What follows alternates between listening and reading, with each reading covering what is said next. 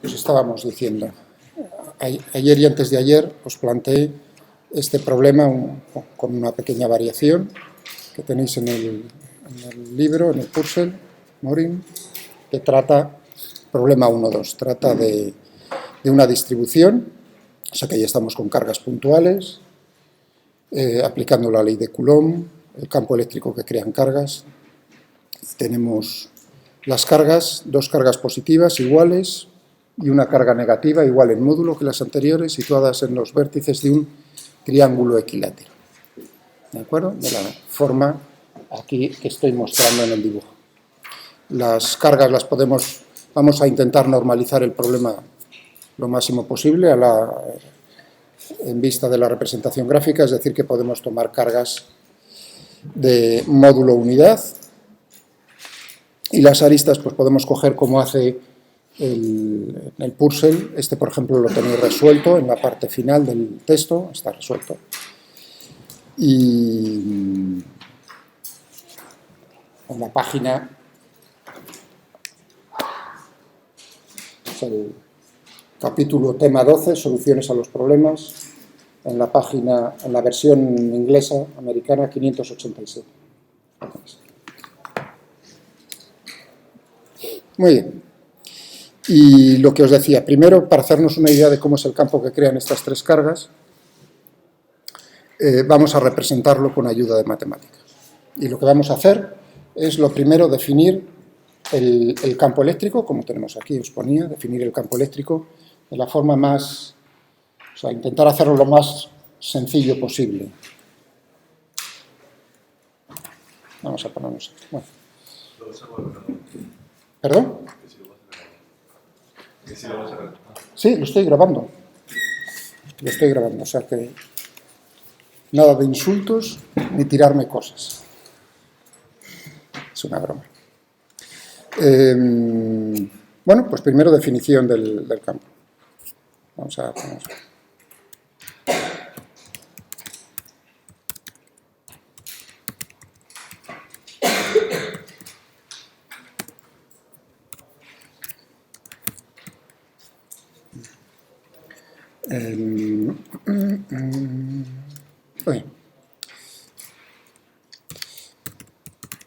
Vamos a hacer primero una definición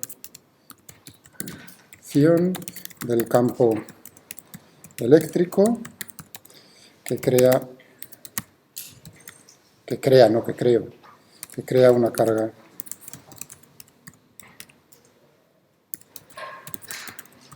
puntual. Ahí tengo que hacer también ya os he dicho que está muy bien este libro, en el capítulo 1, los comentarios, o sea, cómo inciden en detalles que uno pasa de largo normalmente y que son muy interesantes. Por si acaso se me olvida, voy a hacer ahora el comentario, porque si no me conozco muy mucho cuando estoy escribiendo lo de carga eléctrica puntual. Fijaos que, o sea, las cargas, está cuantizado, como estuvimos discutiendo ayer y antes de ayer, la carga eléctrica, claro, porque residen electrones en protones, la carga. Bueno, tenemos los quarks, que son los constituyentes, ¿no? Por ejemplo, de los protones. Lo que pasa, ya iban por tercios, iba a decir, pero luego a la hora de la realidad siempre nos aparecen las cargas cuantizadas por la carga, digamos que es la del electrón o protón, que es la misma, ¿no? 1,602 por 10 elevado a menos 19 coulombios, aproximadamente. Bien, y ahora viene la cuestión de decir, claro, tenemos fuerzas, la ley de Coulomb, que es lo que vamos a expresar ahora aquí, fuerzas de repulsión y atracción entre cargas eléctricas, que ya sabéis. Pero luego viene la pregunta, la cuestión de decir, bueno, esta ley de Coulomb tiene validez, que es una cosa que, digamos, hay un intervalo de valores, de qué rangos de magnitud en el espacio tiene validez. Es una pregunta que uno se hace si tiene curiosidad, digamos, porque a lo mejor es válida, ¿no?, para un rango de distancias, pero no para otro. Bueno, claro, eso se hace con experimentos, la posibilidad que hay de hacer experimentos a grandes distancias. Se pueden hacer observaciones, por ejemplo, de lo que es los campos electromagnéticos de los planetas, por ejemplo, de Júpiter o Saturno, cosas de esas. O sea, que esas ya son, digamos, distancias grandes en las cuales uno comprueba que la ley de Coulomb sigue siendo válida a esas distancias. ¿De acuerdo? Para distancias muy pequeñas el problema es todavía más interesante. Dentro de lo que es el átomo, que por ejemplo la atracción entre protones y electrones, pues es totalmente válida. Para que tengamos una idea, que es importante que la tengáis en la cabeza, el tamaño de un átomo es del orden de magnitud de un ángstrom, o sea, 10 elevado a menos 10 metros, ¿de acuerdo? El del núcleo de un átomo es del orden de 10 elevado a menos 14 metros. Fijaos, o sea, prácticamente el espacio está vacío, iba a decir, electrones por ahí dando vueltas, pero en un espacio que está prácticamente vacío. La masa del electrón es 2000 veces más pequeña que la de un protón-neutrón, es decir, que la masa está prácticamente concentrada en zonas del espacio muy, muy pequeñas. Bueno, pues ahí uno ve que funciona, que digamos la ley de Coulomb funciona perfectamente, no solo en física clásica, sino que a esas distancias ya lo que manda es la física cuántica, ¿de acuerdo? Sigue funcionando, o sea que la podemos aplicar en uno y en otro. Pero todavía más pequeño, uno dice, y dentro de lo que es el núcleo del átomo, o sea, 10 elevado a menos 14 metros, fijaos, qué distancias son esas. ¿Sigue siendo válido? Bueno, pues por los experimentos que se pueden hacer, sigue siendo válido, se puede decir que sigue siendo válido hasta distancias de 10 elevado, como mínimo de 10 elevado a menos 15 metros. ¿De acuerdo? O sea que para distancias dentro de lo que es el, ¿no? Bueno, hay uno si se pregunta no en el átomo de hidrógeno, sino en átomos con un número atómico mayor, masa atómica. Me estoy fijando en los protones, los neutrones no tienen carga, por lo tanto me olvido un poco de ellos. Fijaos en qué distancias tan pequeñas tenemos un grupo de protones. Por lo tanto, la repulsión, cierto, el problema 1 del Purcell es interesante, aquí en Morin, porque lo primero que pide es hacer una comparación entre fuerzas gravitatorias y fuerzas electrostáticas, para darse cuenta de que la gravedad frente a la fuerza de lo que estoy diciendo, repulsión, atracción electrostática dentro de un átomo es totalmente despreciable. ¿De acuerdo? Bien. O sea que sigue funcionando dentro de lo que son los núcleos. Bueno, pero ahora viene una cosa todavía más interesante. Uno dice, o sea, esas fuerzas de repulsión son enormes. ¿Cómo son vencidas? Por cierto, porque si tenemos ahí es entender lo que está, para vosotros que sois ingenieros de la energía, una parte pues es lo que es la energía nuclear. Uno tiene que entenderlo, ¿no? Que ya hice un comentario estos 2 días acerca, ¿no?, de lo que es cambios de masa que se transforman naturalmente, un descenso en la masa que se transforma en energía liberada. Eso fue el comentario que hice.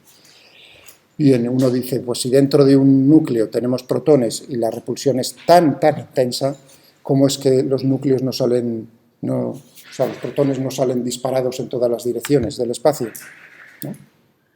Eso es el primer pensamiento que tiene, pues, por la sencilla razón de que ahí tenemos las fuerzas nucleares fuertes, que son más intensas que las fuerzas de repulsión electrostática entre las cargas, mucho más intensas.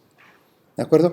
Lo que pasa que mientras que la fuerza electrostática tiene una distancia de acción, fijaos, hasta el electrón y más allá, las fuerzas nucleares fuertes son de muy poco alcance, es decir, que desaparecen prácticamente a distancias de 10 elevado a menos 14 metros, o sea, justo el tamaño del núcleo. ¿De acuerdo? De ese orden de magnitud, para que tengáis en la cabeza. Pero vencen, logran mantener los núcleos unidos. Pero ahí viene el punto que os quería comentar, de entender lo que ocurre en los procesos de fisión nuclear, fisión, rotura de los, ¿no? Tú tienes un núcleo, por ejemplo, de uranio, y lo bombardeas, o, digamos, espontáneamente, por radiactividad espontánea, se divide en dos, ¿no? En dos átomos cuyos núcleos, pues una parte va a uno y otra parte va a otro, no tienen por qué ser iguales. ¿De acuerdo? Y tenéis lo que se llama una cadena de decaimiento radioactivo de un elemento. Muy interesante porque uno puede saber muchas cosas de lo que ha pasado en el pasado gracias a lo que encuentra en los minerales, precisamente, que son las cadenas. Uno ve las proporciones y entonces puede saber cuándo se ha formado un poco esa roca, etcétera, etcétera. Muy interesante. Para lo vuestro también, como veis. Para los de minas, iba a decir. porque uno necesita saber también cómo es la antigüedad de sedimentos o cosas de esas.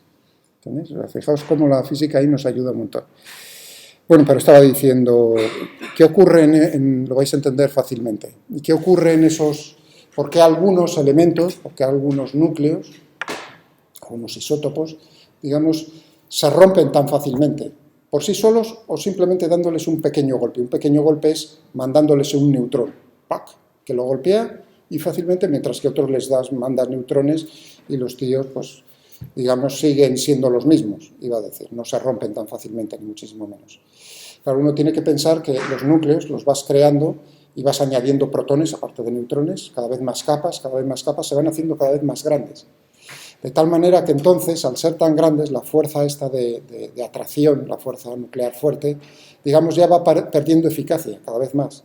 Sí, logra todavía mantenerlos juntos, pero cada vez, digamos, te es más fácil la repulsión propia, electrostática, entre los protones, digamos, va compensando cada vez más la fuerza nuclear fuerte. Por eso uno entiende que, claro, hay lo que se llama un límite en lo que es en la tabla periódica. ¿Por qué? Porque según tú los vas haciendo más grandes, el radio del núcleo va creciendo y para una cierta distancia ya pierde efectividad. ¿De acuerdo? Se piensa que hay lagunas de estabilidad, o sea, se hacen cada vez los núcleos más inestables. Digamos, es una lucha entre la fuerza nuclear fuerte y la fuerza de repulsión electrostática. ¿Me entendéis? Es muy bonito. Bueno, pero todavía más. O sea, fijaos que estamos con cargas y uno piensa, bueno, pero el protón, ya, pero todavía hay distancias todavía más pequeñas, porque ¿cómo está hecho el protón y cómo está hecho el electrón? Tienen, digamos, cómo está hecho en el sentido de, son esferas, uno se la imagina como esferas, o sea, distribuciones de carga uniforme, o son cargas puntuales en el espacio. ¿Entendéis lo que os quiero? Ahí viene la pregunta, porque, claro, la cosa es un poco delicada. Si tuviese un radio el protón, para eso ya eso es física, como veis, pura nuclear de la bonita, iba a decir, entonces la repulsión, ¿cómo logras mantener un protón como protón? ¿No? Porque si tú estás concentrando la carga, fijaos que son todavía distancias todavía más pequeñas, la repulsión es tremenda. ¿De acuerdo? Entonces, ¿cómo está constituido? O en el electrón. Bueno, pues para nosotros, ese es el comentario que viene ahí en el libro, muy adecuado, para nosotros esas cargas son puntuales. ¿Qué significa entonces desde este punto de vista de la física que sean puntuales? Que esas cargas no se ejercen fuerzas, no pueden ejercerse una fuerza sobre sí mismas. Eso es muy importante. Un error que veo habitual a veces en mis cursos de física. Es decir, un electrón, la pregunta, así dicha más, ¿cuál es la fuerza que ejerce un electrón sobre sí mismo? No se ejerce ninguna fuerza, cero. ¿Cómo? Porque es puntual. ¿Entendido? O bien porque, digamos, lo planteamos como ley física. Las cargas estas que consideramos puntuales no se realizan fuerzas sobre sí mismas. ¿Está eso clarísimo? ¿Entendido? Ahora estamos con una distribución de 3 cargas puntuales. ¿De acuerdo? Entonces, si yo cojo una de ellas y pienso en decir cómo son las fuerzas que se están ejerciendo entre ellas, ¿no? Pues si cojo una de ellas, serán las fuerzas que se están ejerciendo son de las otras 2. No sobre sí misma. ¿Está eso? Eso es muy importante. ¿Está claro? Eso es como un principio, como el principio que os comenté, que es muy importante de superposición. Es decir, que las fuerzas y los campos los vamos a poder sumar vectorialmente. Eso es un principio que es válido, lo vemos experimentalmente, que se comporta así. ¿Está eso entendido? Bueno, y con eso, que me alegro casi al haber escrito esto, porque no venía con esa intención, que crea una carga eléctrica puntual en un punto del espacio. Situada en un punto RQ, denotado por el vector RQ, en un punto R, que crea una carga eléctrica Q, vamos a poner, Q, situada en un punto RQ, en un punto R del espacio. ¿Se ha entendido eso? Vale, pues vamos a definirlo. Vamos a llamarle de alguna manera E-fields. El orden, da igual, ya os digo. Va a depender entonces, una vez que he puesto esta frase, yo creo que ha quedado claro que va a depender de tres cosas. R, RQ y Q, en el orden que queráis. Vamos a poner, si queréis, ese mismo orden.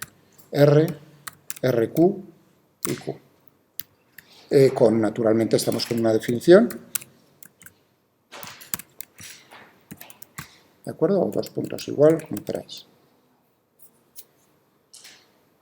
Muy bien. Entonces tenemos la ley de Coulomb. Vamos a hacer la constante de Coulomb, la vamos a normalizar, entre comillas. En vez de utilizar darle un valor, no voy a poner y así escribo menos, ¿no? Para nosotros K va a ser 1. De tal manera que entonces la ley de Coulomb vendrá expresada, ¿no?, por la carga Q que está creando ese campo, multiplicado, bueno, inversamente proporcional a ¿qué? Al la distancia al cuadrado. Vamos a dibujarlo en algún sitio, vamos a dibujarlo por aquí.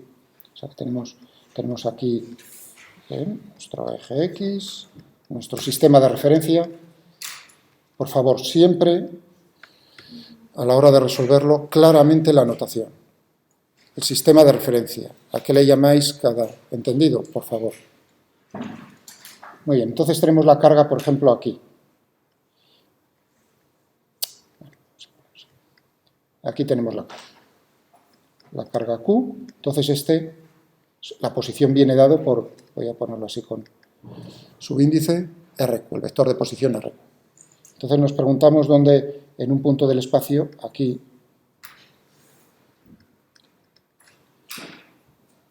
denotados la posición por el vector de posición R, cómo va a ser el campo que crea este Q. Entonces sabemos que es, por la ley de Coulomb, inversamente proporcional a esta distancia. La posición de este punto del espacio respecto a la carga vendrá dado por un vector que es R menos RQ, como os había dicho, ¿no? Entonces será inversamente proporcional, tendríamos K, Q, K ya lo vamos a hacer en el, ¿no?, igual a 1, cuidado, no es que sea, R menos RQ elevado al cuadrado. Pero luego, claro, naturalmente tendremos la dirección y el sentido que viene dado por un vector unitario, que vamos a llamarlo aquí, este U, ¿no? U, pues, que es unitario, lo podemos hallar como este vector dividido por su módulo.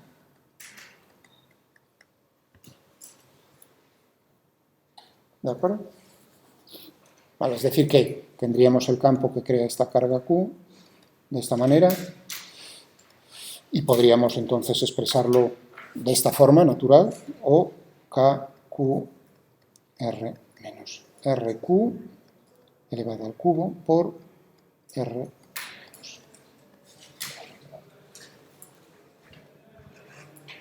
¿Vale? Bien, pues vamos a poner.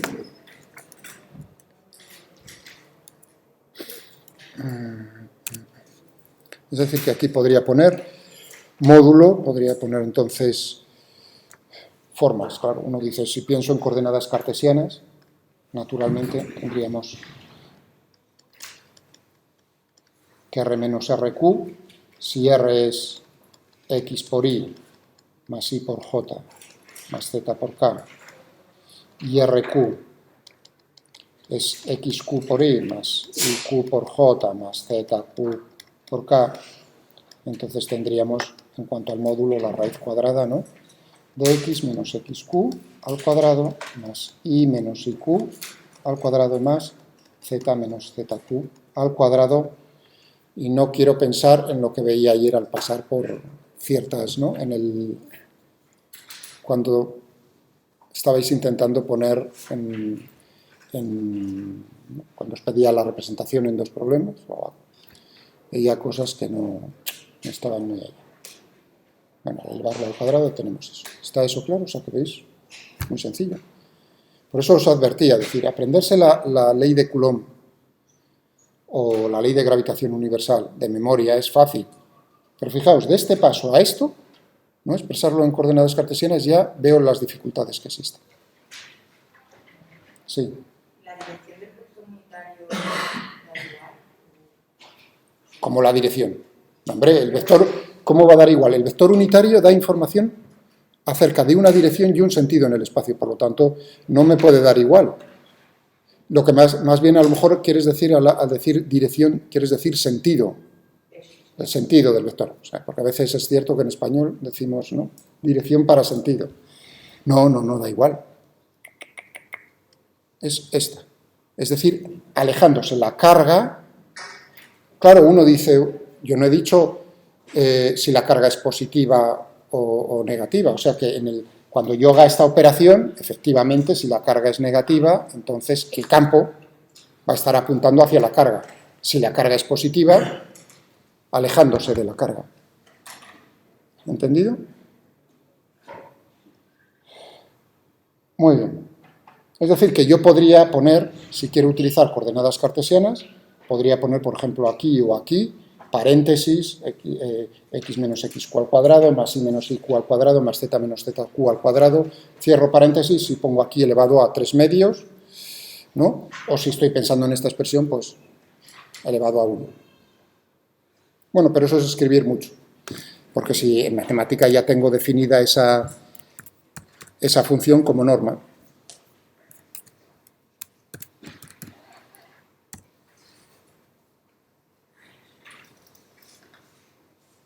O sea, que simplemente nos da la norma de un número, de un vector, de una matriz. Aquí lo tenéis, ¿no? Por ejemplo, la norma de un vector. Entonces así escribo menos.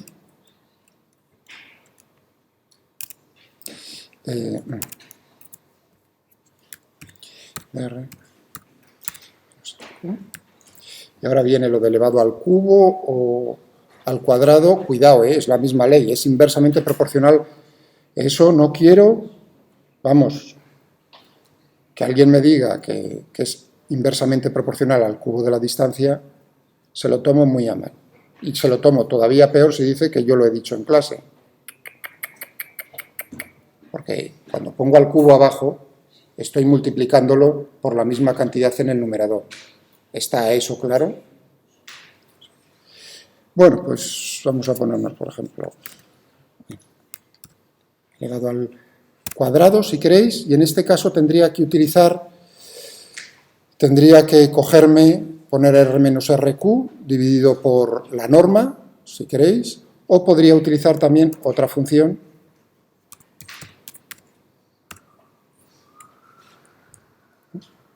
es precisamente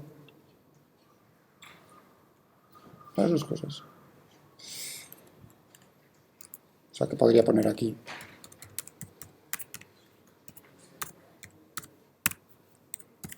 esta sería una opción válida, ¿de acuerdo? O ya digo, si queréis, pues, entonces cojo RQ, aquí escribo más o menos lo mismo, quizás menos.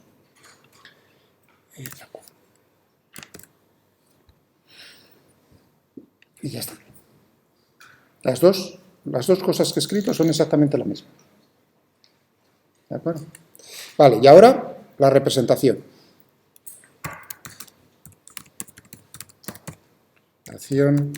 De las líneas de campo de las tres cargas. Eso es en el momento en el cual tú, cuando pides, esta es la definición. Si yo pongo el igual, digamos ya, inmediatamente se me ha transformado. Ya donde yo escriba field, ya no va a existir nada más que esto. Si yo pongo dos puntos igual, queda latente, por decirlo así, la definición. Queda latente y se ejecuta en el momento en la que tú lo pidas. Entonces, normalmente no hay ningún tipo de dificultad, tiene sus cosillas que uno dice, ¿son equivalentes? Sí, para vosotros prácticamente en el 99%, en el 90% de las veces va a ser lo mismo. A veces pues uno necesita una forma u otra. ¿De acuerdo? Creo que en Física 1 os enseñé, para aquellos que no estabais en Física 1, pues esa pequeña diferencia entre los dos puntos igual y el igual, o recuerdo a aquellos que lo tenéis un poco más lejano, es un ejemplo muy rápido y bonito en el que uno ve lo que está pasando. Y lo puedo hacer con una función. Voy a definir x o Miguel, como primero con el igual. Random real, que si no me equivoco pues va entre 0 y 1, si lo utilizo sin nada, ya veis corchete, sin nada, corchete, entonces es por defecto entre 0 y 1, si no recuerdo mal. Es decir que Miguel,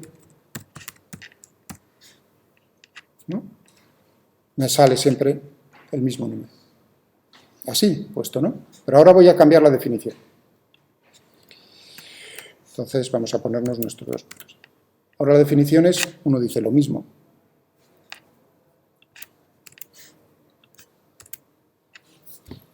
Ya veis que no. Sí, la definición es la misma, pero la ejecución es diferente. Mientras que la primera vez con el igual se ha ejecutado una vez cuando yo lo he escrito y le he dado a la tecla, entonces ya guarda, no es que guarde la definición, sino que guarda el valor de la evaluación de la definición. O sea, evalúa la definición en el mismo instante. En el otro caso, guarda la definición y la evalúa cada vez que tú se lo pides. Pac, pac, pac, pac. Por eso estáis viendo que cada vez que yo lo ejecuto, él dice, perfecto, la definición era esta, la ejecuto, raca. Salen números diferentes al azar, iba a decir. ¿Vale? Eso como pequeña, estoy mirando por ahí que a vuestro compañero y a algún otro más que lo tiene lejano, así tenéis una explicación de lo que estamos haciendo cuando, en este caso me va a dar igual. O si uno ve problemas, pues siempre conviene pensar un poco a ver cuándo se está ejecutando. Stream plot. Entonces podemos cogernos, voy a ponerlo así en columna, necesito el campo, y el campo va a ser field, primero el de una, ¿dónde voy a situar? A ver si lo tenía aquí dibujado, un segundo,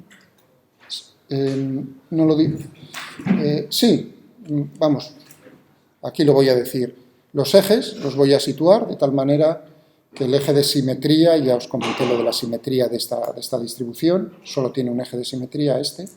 El eje de simetría es el eje Y, las cargas positivas sobre el eje X, el origen entre ambas. ¿De acuerdo? Entonces, de acuerdo a eso, tendremos las RQs. Tendré que decir, pues, X, fijaos ahora, ¿eh? Estoy haciendo en el plano X, ¿sí? Esto me valdría también, por cierto, para X en 3 dimensiones, ¿eh? Esta definición, en ningún momento he dicho que sea en una dimensión, en 2 dimensiones o en 3 dimensiones. Por eso es muy agradable, porque no, si yo lo defino con X e Y, ¿os dais cuenta? Ya me he casado con eso.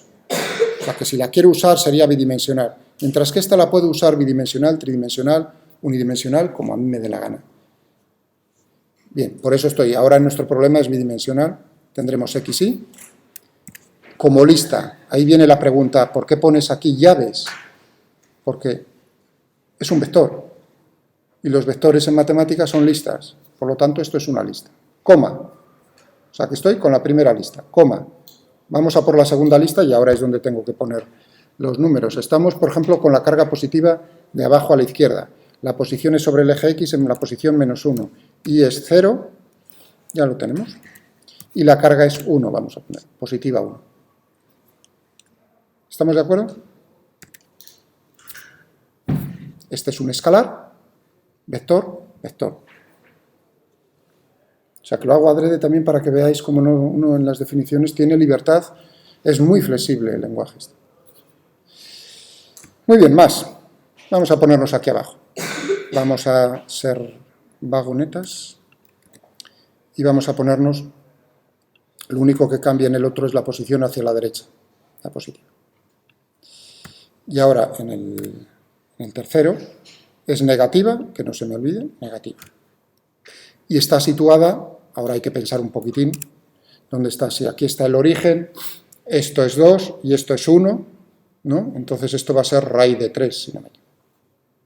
¿De acuerdo? Pitágoras, puro y duro, raíz de 3.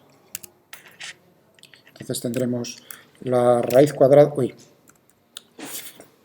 la raíz cuadrada de 3, coma, no, perdón, sobre el eje Y, ¿eh?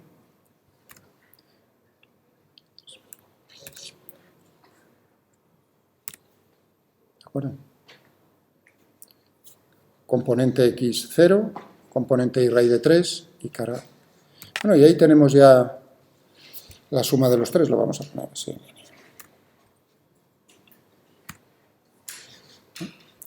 ¿Y ahora qué me queda? Es decir, en la zona del espacio en la cual quiero yo representar este campo. X, pues vamos a probar menos 5, 5. Y, coma, menos 5, coma 5. ¿De acuerdo? Pensad ahora en esto que estamos haciendo, qué es lo que veríamos, dependiendo un poco de la zona del espacio que yo quiera representar, abarcar en la representación. ¿De acuerdo? O sea que en la pantalla tenemos una zona.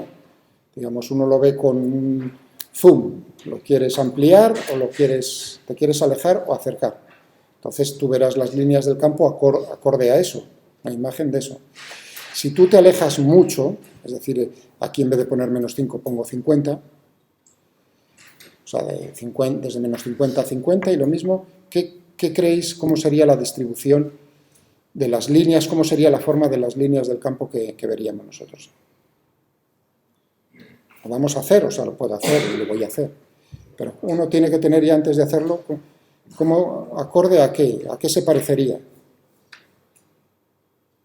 ¿Qué creéis?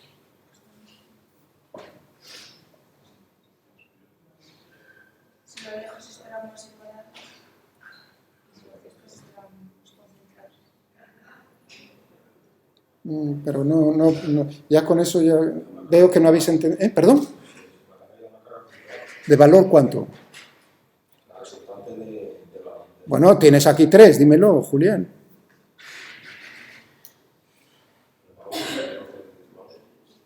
Lógicamente de los positivos.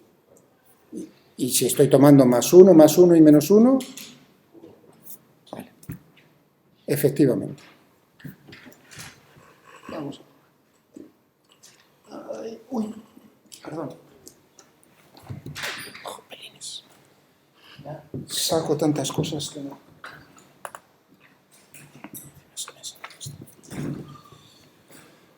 A ver. Vamos. Día 10, ¿no? De febrero.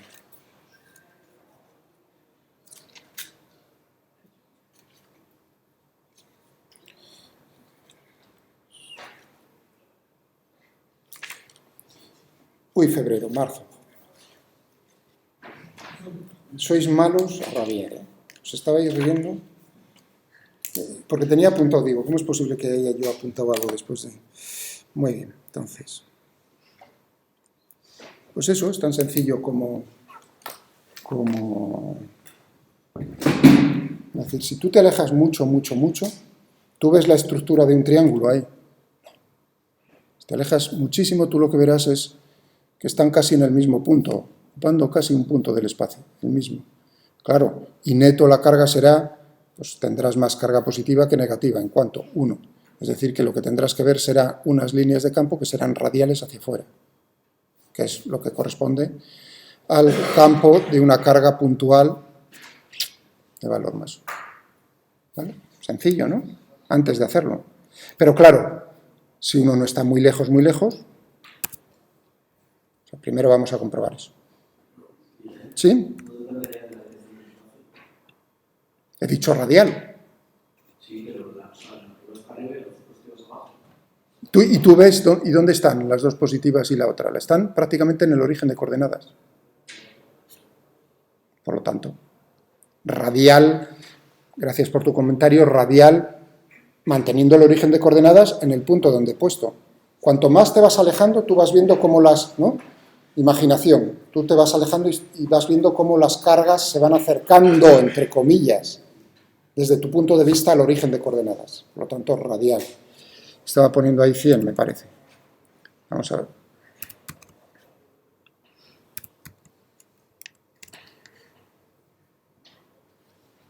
Ahí tenéis. ¿De acuerdo? Ahí uno diría, pues eso tiene pinta de ser radial todo, ¿no? Muy bien. Sí. En teoría la línea se ¿Perdón? esas líneas de No, son rectas y van hasta el infinito. O sea, nacen, uno está viendo ahí que nacen en el origen de coordenadas y mueren, ¿dónde? En el infinito.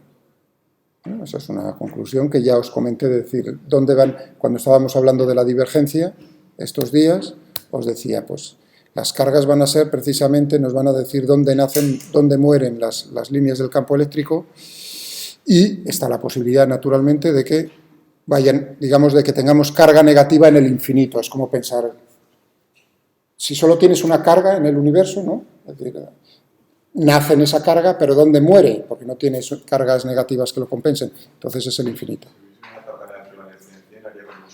Bueno, ahora vamos a ver precisamente, o sea, que con 3 cargas vamos a ver qué ocurre o qué puede ocurrir cuando tienes más de una, ¿no?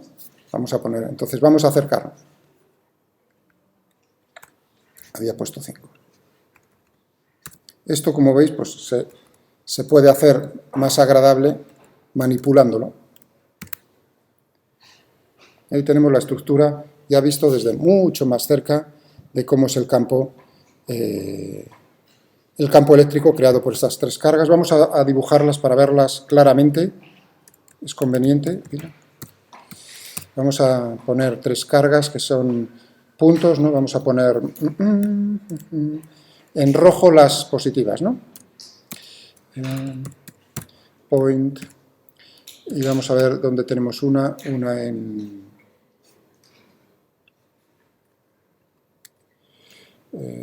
0.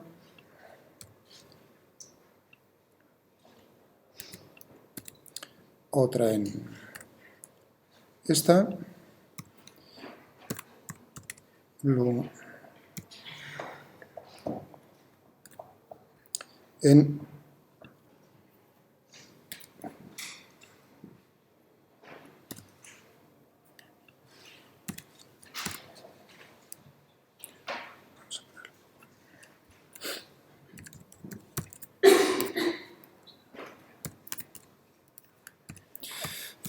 .0. Nunca me acuerdo de... demasiado grande. Sí, yo creo que está bien, ¿no? Así vemos claramente cómo están situadas. Si hago lo que voy a manipularlo para que no esté todo el rato, porque si no esto ya me empieza a cansarlo de cambiar del 5 al 100. Me está ya...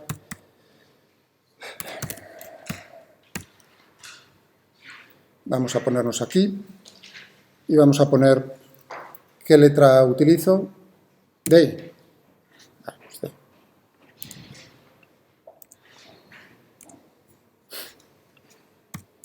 Fijaos, estoy manipulando lo que acabo de dibujar. Simplemente cambio y le pongo el nombre de un parámetro y ahora tengo que decirle que el parámetro se llama D y que vale pues desde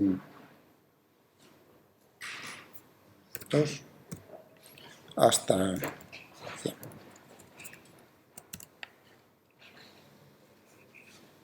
Vamos, anímate. Vamos a hacerlo un poco más para que lo veáis mejor en la pantalla. A ver.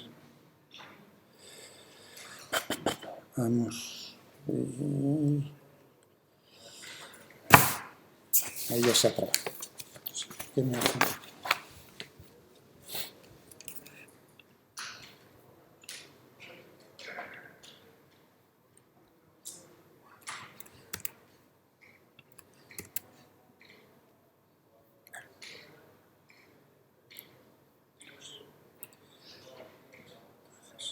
Fijaos.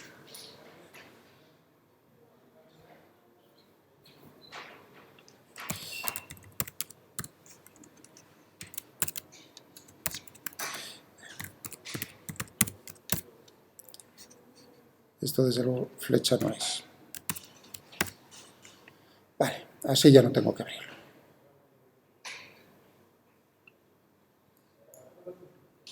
Y que vayan de 1 en 1.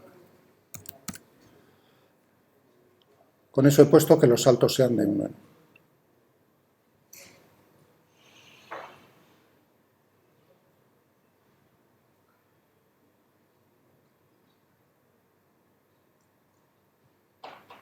¿no? Ahí es cuando uno está viendo pues, los puntos prácticamente uno sobre otro. Estábamos diciendo, vámonos aquí a... puedo modificarlo aquí. 5. Este sería 5. Vamos a poner 10. Ah, eso es lo que yo voy buscando. Vamos a dibujar los ejes para hacernos una idea de dónde está el origen de coordenadas, dónde lo tengo que meter, en el stream plot, en algún sitio, me da igual, aquí, por ejemplo, o aquí mismo.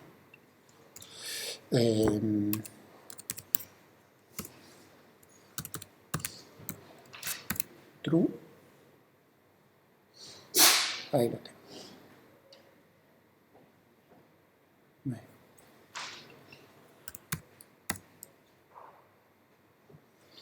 Pues ahí podemos ir contestando las preguntas que me estabais planteando, es interesante, es decir, ¿y qué ocurre cuando metemos más cargas? Pues algunas líneas nacen en las cargas positivas y mueren en la carga negativa, pero como estáis viendo, tenemos más cargas positivas que negativas, es decir, que tenemos que una parte de las líneas del campo que nacen en las cargas positivas no pueden morir todas en la negativa, tienen que morir en el infinito, que es lo que veíamos desde muy lejos. ¿De acuerdo? Muy bien, ahí es lo que... Pero más, hay que fijarse un poco más aquí en la estructura del... Por eso las representaciones son muy importantes. Fijaos, decíamos, ahora tenemos que ir a por... Ya tenemos hecha la primera parte. ¿Estamos de acuerdo en el problema? Ahora tendríamos que ir a por la segunda, que es hallar en qué posiciones, si existen, o sea, en qué posición o posiciones, si existen, o sea, que coloquemos una carga en esas posiciones y se encuentren en equilibrio, que se encuentren en equilibrio. Y ver, porque hubo alguna persona que me preguntó y decir, bueno, pero no me dices la carga que vas a añadir, sobre la cual vas a ver, ¿no?, las fuerzas que están ejerciendo las otras tres en el triángulo, si es una carga positiva, negativa o de qué valor. Ahora viene el momento de contestar esa pregunta que se me planteó ayer. ¿Realmente va a cambiar? O sea, lo primero, si existen posiciones en las cuales esas cargas estén en equilibrio, ¿va a depender del signo de la carga? Primera pregunta. Y va a depender quizás no solo del signo, sino del módulo del valor de la carga, de la magnitud de la carga. ¿Qué creéis? O sea, vamos a empezar por... No va a depender. ¿Por qué? Una razón así rápida. No es la misma. Yo puedo poner 25 coulombios o 40 coulombios, o sea, ahí me dicen, pongo otra carga, ¿pero qué carga? Fue una pregunta que se me hizo ayer, por eso estaba ahora diciendo, oye, pero no me dices, y yo dije, bueno, pues entonces pensad en las posiciones para cargas positivas y negativas. O sea, ante esa pregunta dije, para que pensase esa persona sobre este tema.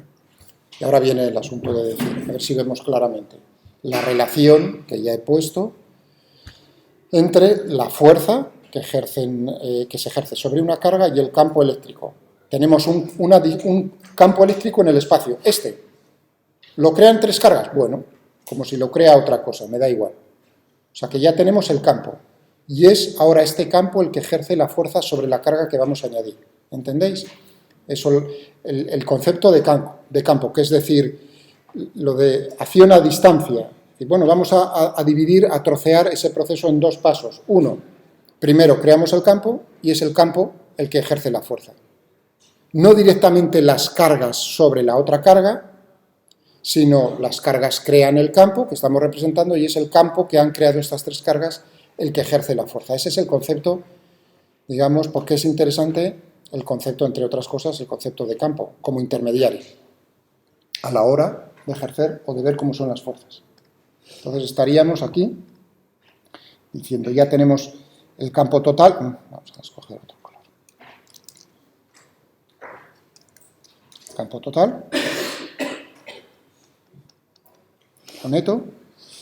Nos estamos preguntando si añadimos una carga, vamos a poner la Q mayúscula. En un punto del espacio, ¿cuál es la fuerza que ejerce este campo? O sea que tenemos las tres cargas, crean este campo eléctrico total, que es el que acabo de representar. Fijaos que para eso ya he hecho uso del principio de superposición.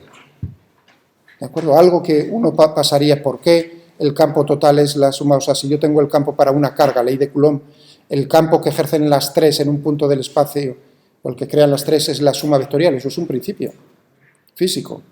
¿Entendéis? Que uno ve que funciona bien, que es correcto, la suma vectorial. Lo mismo que en la segunda ley de Newton, fuerza neta igual a masa por aceleración. Si yo tengo un cuerpo que ejerce una fuerza sobre un segundo, añado cuerpos que ejercen fuerzas sobre ese, es decir, ¿cómo es la fuerza neta? La suma vectorial. Un principio de superposición es lo mismo, porque podría ser diferente, ¿entendéis? Cuidado con eso, podría ser diferente. De hecho, o sea, hay cosas ahí ya cuando uno empieza a buscar a determinadas distancias, o sea, no tiene uno por qué dar hecho que el mundo sea así. La curiosidad es lo importante. Bueno, entonces tenemos, y estamos primero el principio de superposición, aquí, hemos aplicado. Vamos a ponerlo con mayúsculas, no es que sea un talibán, pero bueno.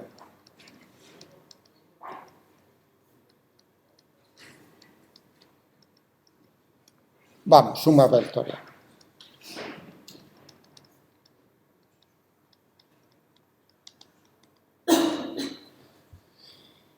Y aquí lo que estamos aplicando es precisamente que primero que creamos el campo y es el campo el que ejerce la fuerza. Ejerce la fuerza sobre. ¿Y cómo? Uy.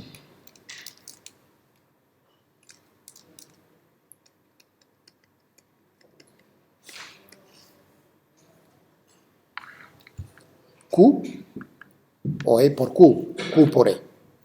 Esa es la fuerza que experimenta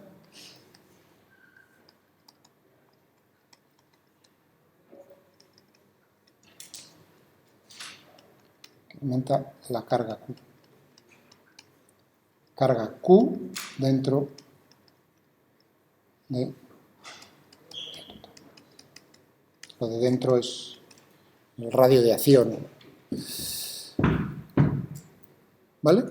Entonces a la pregunta ahora uno dice, bueno, dependerá que esté en equilibrio. Yo coloco la carga Q, va a depender el equilibrio, posiciones de equilibrio, será cuando F sea nulo. Ahí estamos aplicando la segunda ley de Newton. Fuerza neta, no tenemos más cosas en el espacio. Igual a la masa por la aceleración cero, fuerza neta cero. Eso significa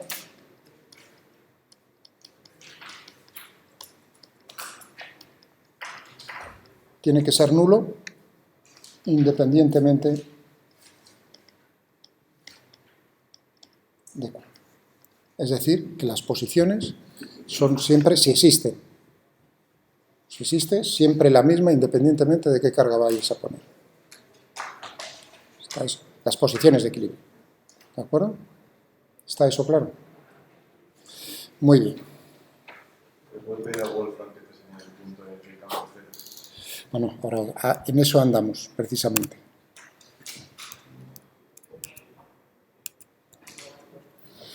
Y ahora, esta es la representación de las líneas.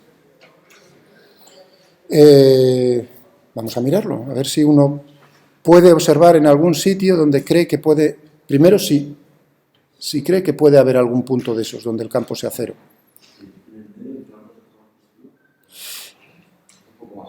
Eso, digamos, ya si uno piensa en la forma, eso es imposible. Pero reconozco que aquí en la representación no es lo que dice vuestro compañero, visualmente no está tan desencaminado. Vamos a...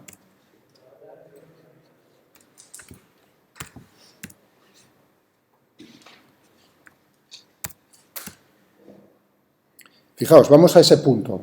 Fijaos que lo de arriba lo estoy perdiendo de vista, ¿no? Pero aquí la estructura que hay entre las cargas positivas la estoy viendo cada vez, se plasma mejor. Y aquí estoy viendo que tengo una línea de campo que va en este sentido, hacia arriba, ¿no? ¿Veis las flechas? ¿Lo veis? Pero si uno ve un poco aquí hacia abajo en el eje y ve que la línea está apuntando hacia abajo, hacia arriba y hacia abajo. Claro, ¿eso qué significa? Que tiene que haber algún punto, más o menos donde tengo yo ahí el ratón, donde precisamente el campo sea cero. Eso es un punto muy especial. Digamos, no es que estén haciendo ahí la línea, no llegan a tocar ese punto. ¿De acuerdo?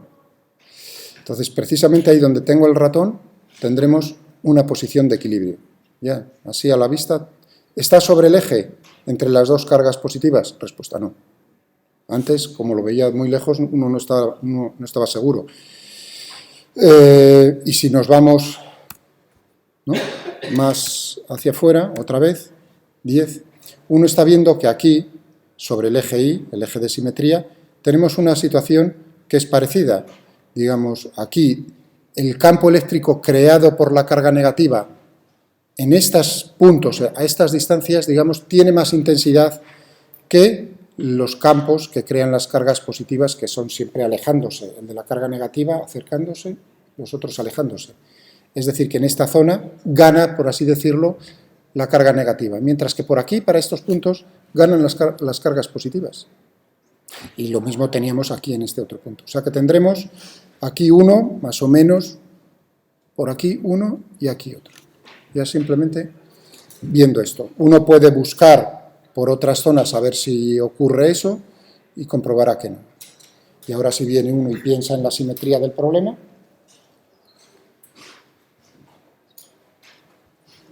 entonces tiene que ver que precisamente si existen esas posiciones, tienen que encontrarse sobre el eje de simetría. Fijaos que en cualquier otro punto, vamos a dibujar,